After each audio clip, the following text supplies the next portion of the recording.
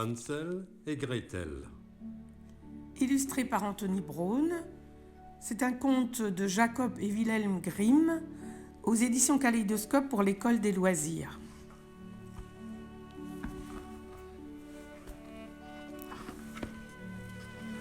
À la lisière d'une profonde forêt vivait un pauvre bûcheron avec ses deux enfants et leur belle-mère.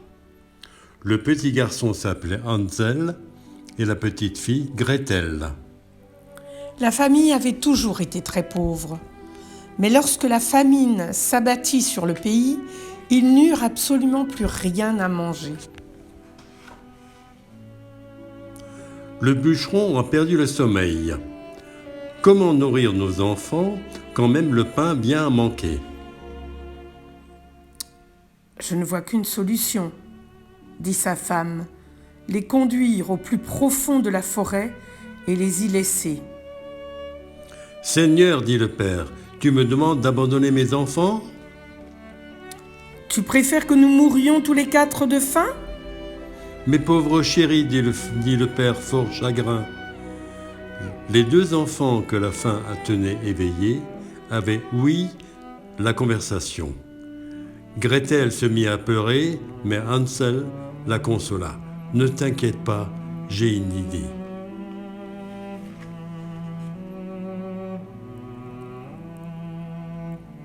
Hansel sortit sans bruit de la maison et sous le clair de lune, il emplit ses deux poches de petits cailloux blancs. Puis, il rentra se coucher et dit à Gretel : « Dors bien, sœurette, Dieu veille sur nous. » Dès l'aube, la femme allait réveiller les enfants. « Debout, paresseux, nous allons ramasser du bois dans la forêt. Voici votre déjeuner, » ajouta-t-elle en tendant à chacun un quignon de pain.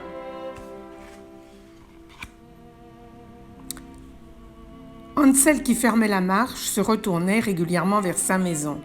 « Que regardes-tu derrière toi » lui demanda son père. « Je regarde mon chat blanc qui me dit au revoir sur le toit. »« C'est pas ton chat, Nigo, fit la marâtre, c'est le soleil qui scintille sur la cheminée. » En réalité, Hansel ne regardait pas son chat. Il laissait discrètement tomber derrière lui des petits cailloux blancs.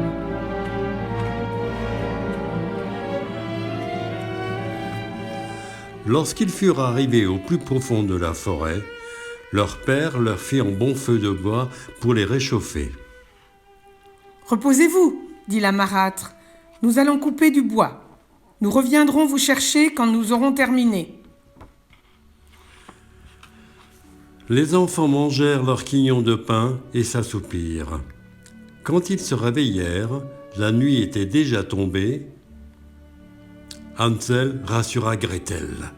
« Grâce aux petits cailloux blancs, nous retrouverons vite le chemin de la maison. » La lune éclairait maintenant la forêt. Hansel prit Gretel par la main et ils suivirent jusqu'à leur maison le chemin tracé par les petits cailloux blancs. Ils frappèrent à la porte. La marâtre leur ouvrit et gronda. « Petits vauriens, où étiez-vous passés ? » « Nous avons cru que vous ne reviendrez jamais. » Leur père fut en revanche très heureux de les revoir, car son cœur pleurait de les avoir abandonnés. Mais la famine continuait de sévir. Une nuit, les enfants entendirent de nouveau la marâtre se plaindre auprès de son mari. « Une demi-miche de pain, c'est tout ce qu'il nous reste. Les enfants doivent partir. » L'homme retomba dans son premier chagrin, et sa femme fit montre de tant d'autorité qu'il lui fallut céder. Hansel se leva avec l'intention de remplir ses poches de petits cailloux blancs, mais la marâtre avait fermé la porte à clé.